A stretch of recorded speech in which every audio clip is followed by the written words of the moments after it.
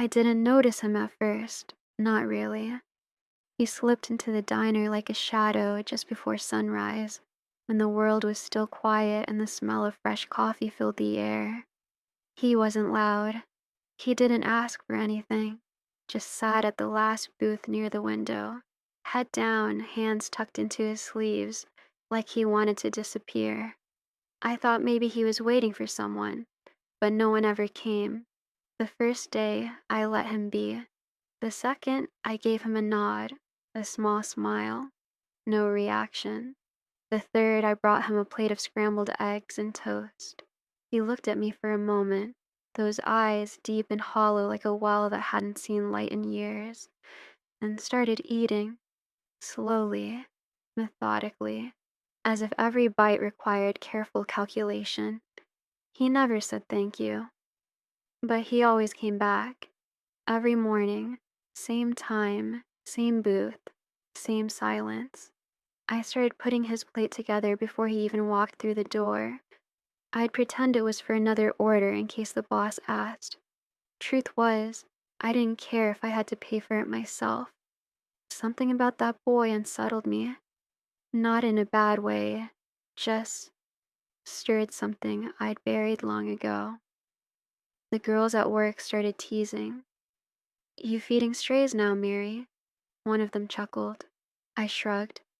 He's just a kid. Probably a thief or a runaway.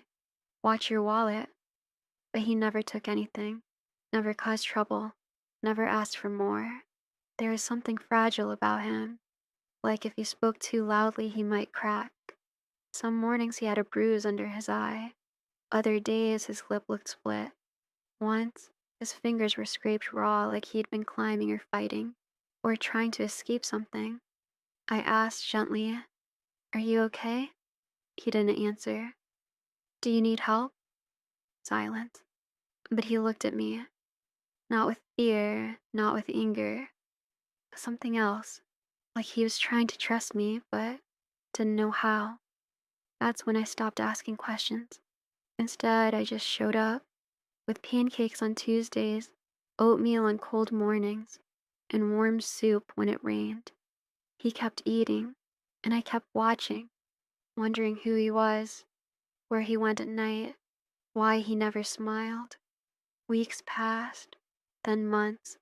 He became part of my routine, like turning on the lights or mopping the floor. Except he wasn't a task.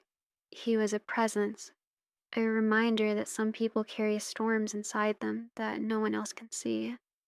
Then one morning, he didn't show up. I checked the time, waited, poured a second cup of coffee just in case. Nothing. I felt it in my chest, that strange pull, the absence of someone who was never really mine. 3 days later, I turned on the news while cleaning the counter. The anchor's voice buzzed in the background until one word grabbed me by the throat. Missing. I looked up, and there he was. The school photo, a little grainy, but unmistakable. 12 years old, last seen 2 weeks ago. The room spun. The plate in my hand hit the floor, shattering into a dozen pieces. I had been feeding a missing child, and I never even knew his name. T was a Tuesday when he first walked in. Early October, I think. The kind of morning when the sky hangs low and the fog curls around the windows like it wants to sneak inside. I remember it because I was behind the counter, wiping off the coffee machine for the third time, pretending to be busy while fighting off a yawn. Business was slow, like always, just the usuals.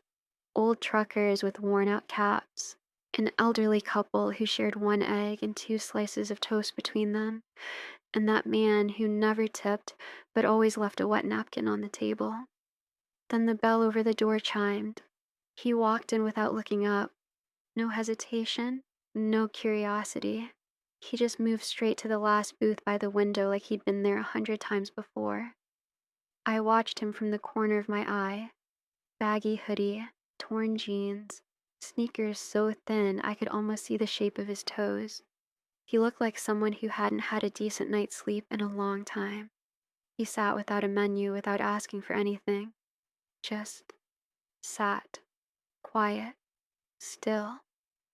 I gave him a few minutes, figuring maybe someone would join him. Maybe he'd pull out a phone or a notebook.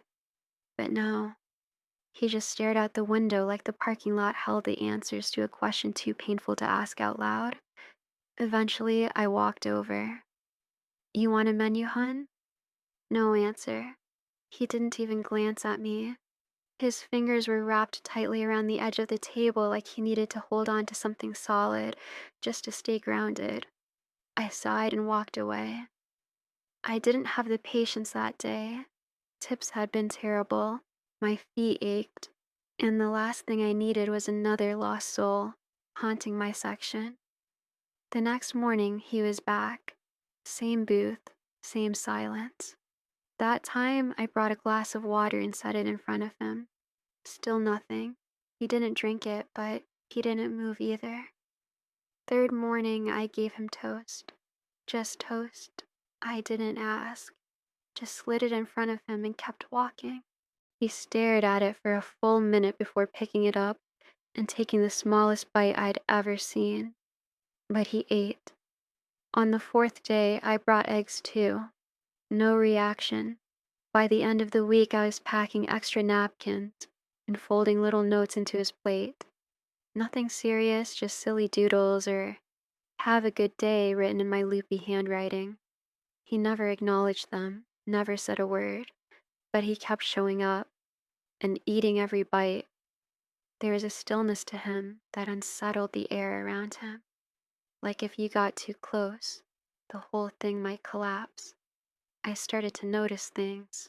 He always came alone, never brought a backpack, never looked at his phone. His eyes darted toward the door if anyone else came in, like he was constantly waiting for someone who scared him. His hands were small, bony, the kind of hands that had seen more scraping and climbing than coloring or holding. He'd leave the moment his plate was empty, not a second longer. I tried once, just once, to catch him on the way out. "Hey," I said, reaching for the bill pad to write something down. "Can I get your name, just for the register?" He was already gone, slipped through the door like smoke. That night, I couldn't sleep. I kept seeing him in my mind, those heavy eyes, the quiet ache in his shoulders. He didn't act like a child. He acted like a ghost trying to pass for one. And yet, every day, he came back. I started preparing his plate as soon as I saw the sun peek over the hills. 2 scrambled eggs, toast, a side of fruit if we had it, a little bit of honey on the toast because I noticed he always ate that first. No one else noticed. No one cared. But I did. Maybe because I saw myself in him in some strange backwards way. When I was a girl, I knew what it meant to be invisible, to walk into a room and feel like no one really saw you, like the best you could hope for was silence instead of ridicule. So when I looked at him, I didn't see a problem. I didn't see a stray or a beggar. I saw a child doing everything he could and not to fall apart. I stopped asking why he came, stopped wondering where he went when he left. The only thing that mattered was that each morning, like clockwork, he returned. The others barely noticed. One of the cooks, Benny, asked once, "Hey, what's with the quiet kid?" I just said, "He's hungry." Benny shrugged. "Aren't we all?" It was easier not to explain, because the truth is, I didn't have an explanation. I didn't know his story, where he slept at night, or why he flinched every time someone raised their voice. But I knew, deep in my gut, that if I didn't give him something warm, something steady, he'd drift further away. And I wasn't going to let that happen. I began leaving a folded napkin next to his plate. At first, it was just instinct. Then I started writing tiny messages on them. Silly things. "Good luck today," or "You got this, champ." Sometimes I drew smiley faces or little pancakes with syrup smiles. Just stupid stuff, really. He never responded, but one day, He folded the napkin and tucked it into his hoodie pocket before leaving. My heart caught in my throat. After that, I did it every morning. I told myself it didn't matter if he never said anything.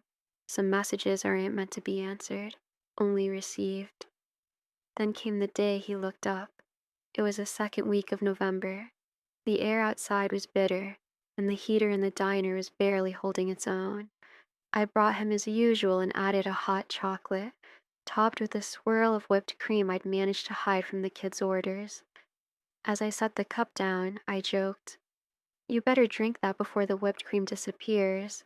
It's a magical kind." That's when it happened.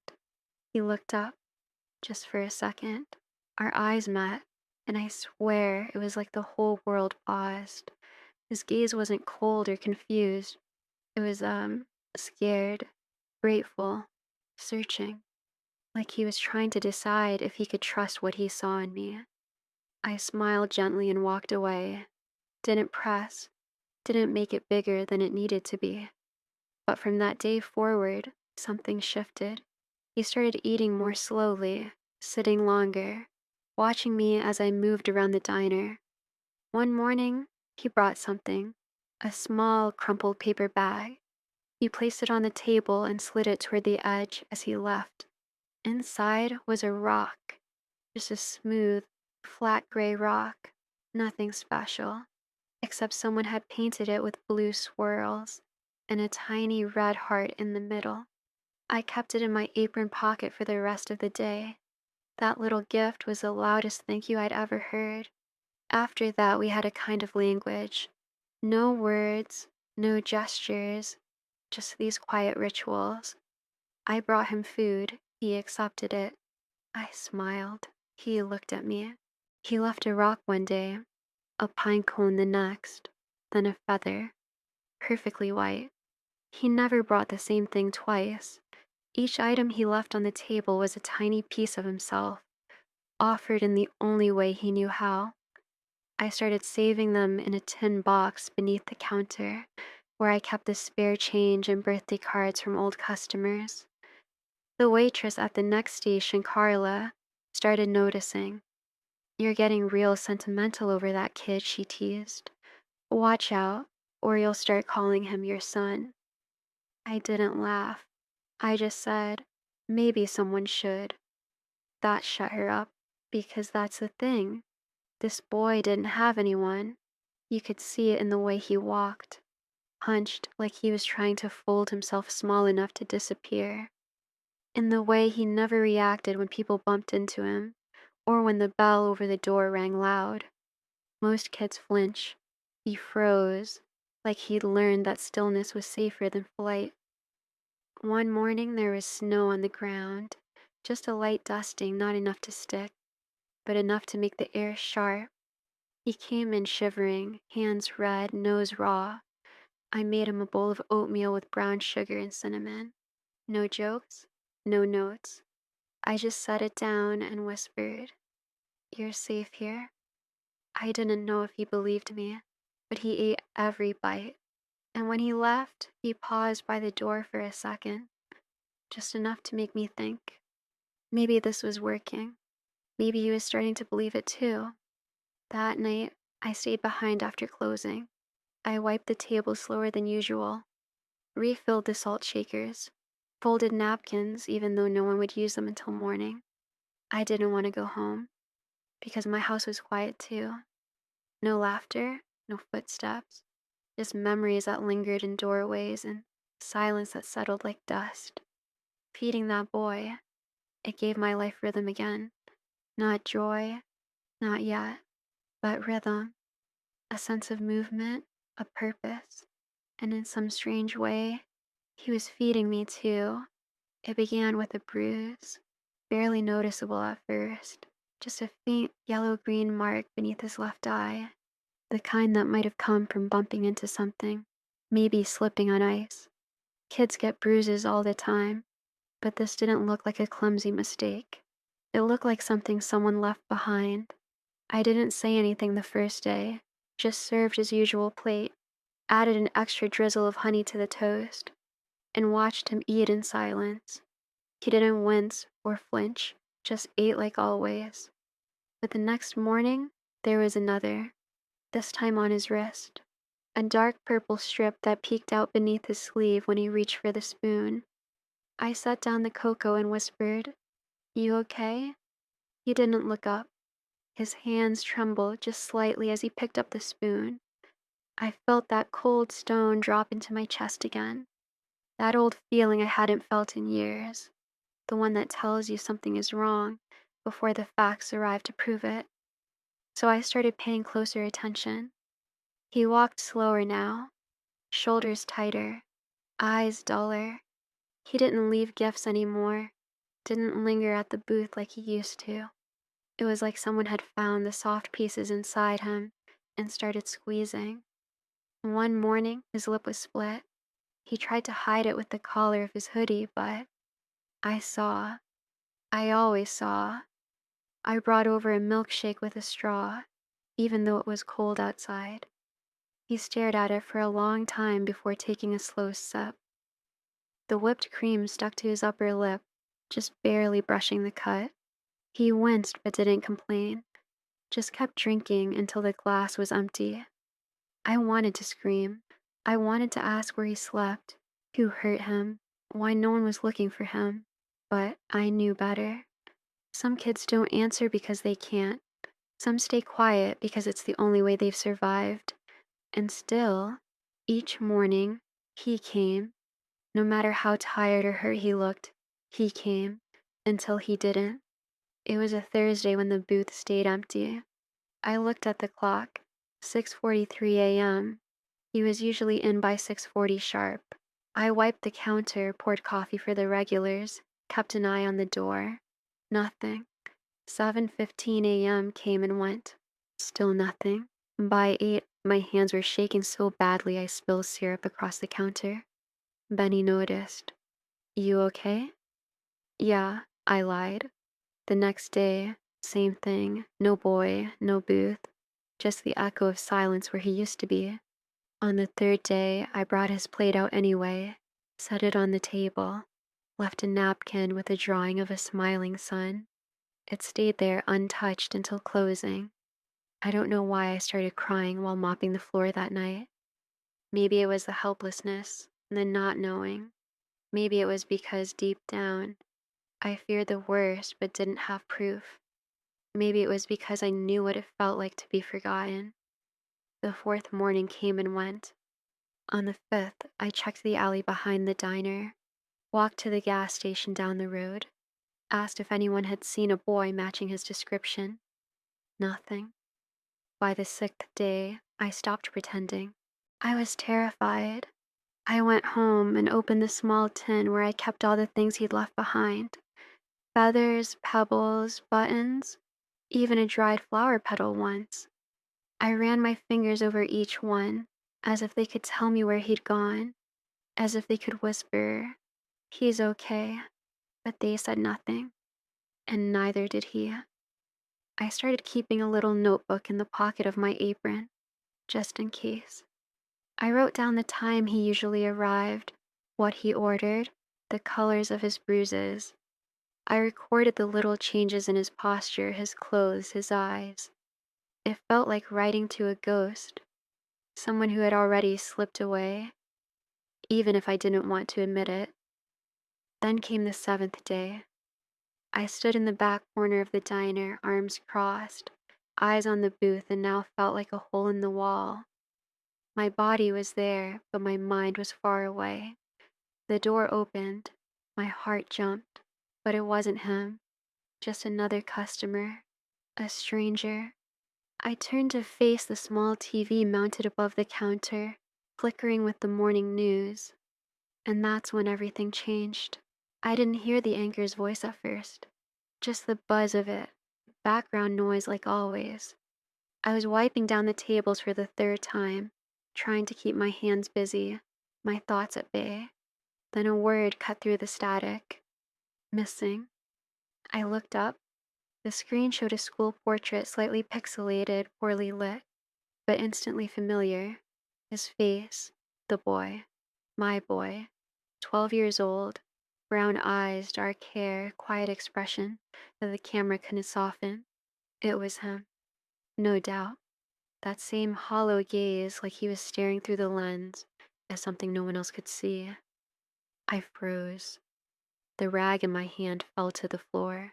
My knees went weak, and I had to grip the counter to stay upright. The anchor continued.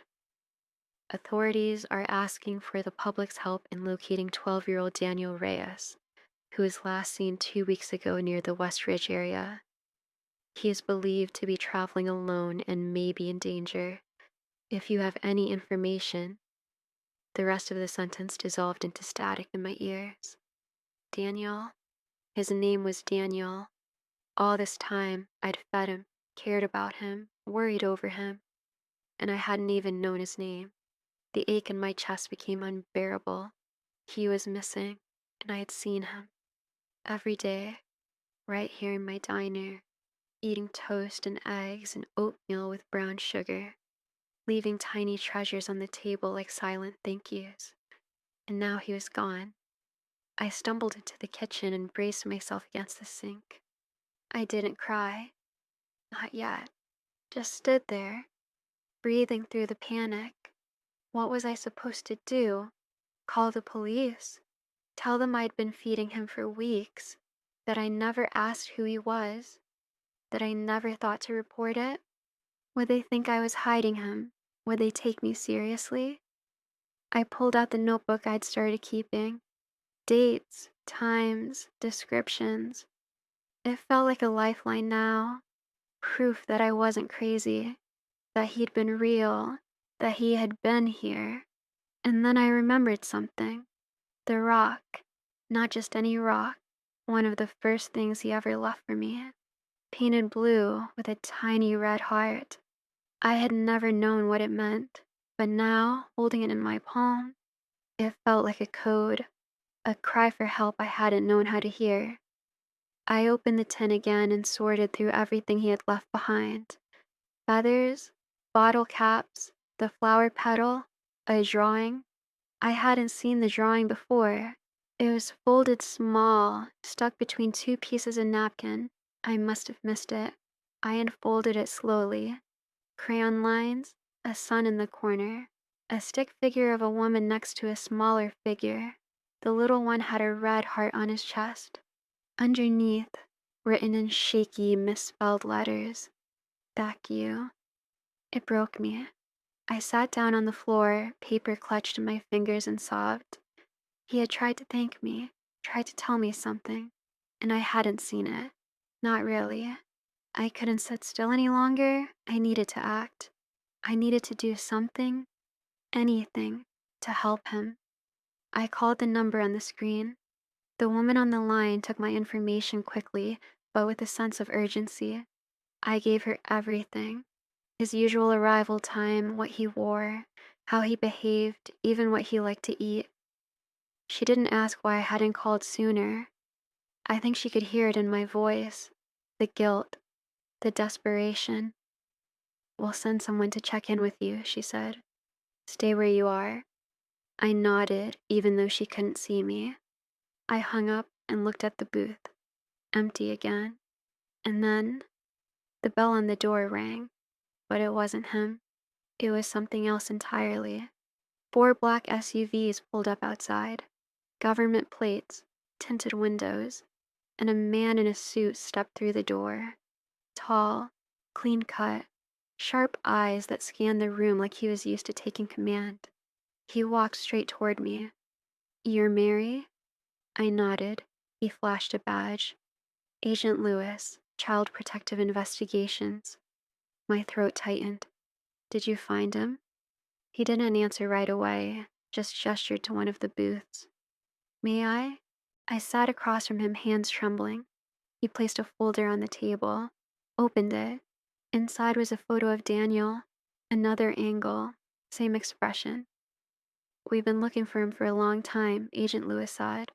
"This boy, he's not just missing. He ran."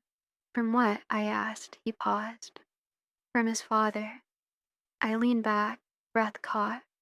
He was living with a man named Victor Reyes. Multiple reports of abuse, neglect. School officials filed concerns, but nothing stuck. Daniel vanished right before child services was going to step in. He's been on the move since. I felt like I was underwater. He never said anything, I whispered. Not a word. He was taught not to, Agent Lewis replied. Kids like him, they survive by staying quiet. I looked down at my hands. What happens now? If he returns, the agent said, call us immediately. We'll make sure he's safe this time. I nodded, slowly, but something in his voice didn't sit right with me. And then he stood, thanked me, and left. I watched the black SUVs disappear down the road. Something told me this wasn't over. The booth stayed empty the next morning, and the one after that. But I kept making his plate anyway. 2 eggs, toast with honey, a little extra fruit on the side. I folded the napkin just like always and slid it beside the plate, drawing a tiny sun in the corner. I even made hot chocolate once more, despite the weather warming slightly. I wasn't ready to stop hoping. That same hope kept me alert, watching, waiting. Then, on the 3rd day after the visit from the agent, something shifted in the air. It was quiet, too quiet, even for a place like mine. I was pouring coffee for an older couple when I saw them. 2 SUVs. Not the black government ones this time. These were dark gray, cleaner, newer, unmarked. They parked across the street. No one got out for a full minute. Then the driver's side opened, and I saw him. Victor Reyes. I didn't know his name until later, but the moment I saw his face, I knew. There was no softness in that man. His features were carved from something cruel. Tight mouth, hard eyes, posture like he thought the world owed him something. He walked with 2 other men, one shorter and stockier, the other dressed like a lawyer on a bad day. I dropped the coffee pot. It hit the tile and shattered, brown liquid spilling across the floor like blood. They came inside like they owned the place. The stocky one stood by the door. The lawyer-looking man moved to the counter, and Victor walked straight to me. You marry? He asked, his voice thick, a little too calm. I didn't answer. I'm looking for my son. There it was. The word he said like it meant nothing. Son. I don't know who you're talking about. His smile was crooked. You fed him, didn't you? Quiet kid. Always wore that hoodie. We've been tracking him for a while now. I stepped back. Something inside me twisted, like my instincts were pulling me toward a fire I couldn't see, only feel. He leaned in, voice low. You've been hiding him? No, I said firm. I fed him, that's all. That's more than you should have done. That's when the bell rang. The door opened, and there he was. Daniel. He looked smaller than I remembered, thinner, his hoodie even more worn, his eyes even darker, but he was standing there, breath shallow, gaze locked onto me. Then it flicked to the man, and his whole body tensed. I stepped in front of him before Victor could say a word. You're not taking him. Victor's eyes flared. He's my son. You don't get to say that, I snapped. The lawyer stepped forward. Legally, I don't care what the law says, I interrupted. That boy is terrified of you. I won't let you touch him. I felt Daniel behind me, silent but shaking. Victor took a step forward. Don't, I warned. And then Daniel spoke. One word, just one. No. It was barely audible, barely more than a whisper. But it was the first word I'd ever heard from him. And it stopped Victor cold. The front door opened again. This time, it was 2 local officers, not vets, not suits, just regular cops. One of the customers must have called them. They stepped between us. Victor started arguing, shouting something about custody and rights. The officer asked for identification. The lawyer sputtered. It all blurred. I turned to Daniel. You okay? I whispered. He nodded once. He didn't cry. He didn't speak again. But his eyes said everything. The officers pulled Victor aside, began questioning him. One of them took my statement while Daniel sat at the counter, clutching the hot chocolate I gave him like it was an anchor. Turns out, Victor Reyes wasn't just abusive. He was wanted in another state for violating a restraining order and evading child services. The agents who came before, not real. Or if they were, they'd been feeding information to Victor. I'd called the right number, but someone else had picked up. It was a setup, and Daniel had been running for a lot longer than I thought. Hours passed, paperwork, witness reports. A caseworker finally showed up, a woman named Maria with kind eyes and a gentle voice. She knelt in front of Daniel and said, "You're safe now. I promise." For the first time, Daniel reached into his hoodie pocket and pulled out a crumpled napkin, the one I'd given him that morning. He handed it to her. She opened it. Just a sun, drawn in blue pen. She looked at me, puzzled. I explained. She nodded, eyes glassy. Before they left, Daniel turned to me. He opened his mouth and spoke, clear this time. "You saw me." I nodded, choking back tears. "I always will." He gave me one last look before walking out the door with Maria. And just like that, he was gone. Again. But this time, I believed he was walking towards something better. The booth stayed empty for a long time after that. I kept it clean, polished, just like he left it. No one else sat there. The regulars knew better. Even the new customers seemed to sense something about it, like the air still held his presence, like it wasn't just a booth anymore, but a memorial. His little tin box stayed under the counter. I couldn't bring myself to move it. Some mornings, I'd open it and run my fingers over the smooth rock with the red heart, or the feather, or the drawing. Each item was small, almost insignificant on its own, but together they told a story, one he couldn't speak, but I had learned to hear. Time passed. The story made the rounds in the local paper. Diner waitress helps reunite abused boy with safety in her, something like that. I never read it all the way through. Reporters came by, but I kept my answers short. It wasn't my story to tell. Not really. I got a few letters in the mail. One from a woman who said her son went through something similar. Another from a teacher who kept a copy of Daniel's drawing on her desk now. People cared. They really did. But the days got quiet again.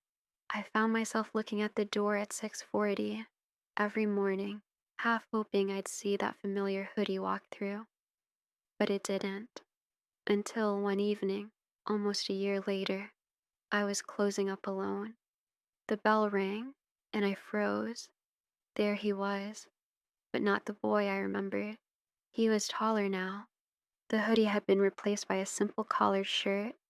His hair was trimmed neatly, his shoulders broader. Still quiet, but no longer shrinking into himself. He stood there like someone who had finally learned how to stand. "Daniel?" I asked, unsure if my eyes were playing tricks on me. He nodded, and then he smiled. It was small, shy, but it was real. "I didn't think you'd remember me," he said. "I never forgot." He sat at the counter and I made him hot chocolate before he could ask. With whipped cream, of course. He looked around the diner like it was a place from a dream, half familiar, half foreign. "I wanted to come sooner," he said, "but they moved me around. New town, new school, therapy, lots of therapy." I nodded. "That's good. I'm staying with a foster family now.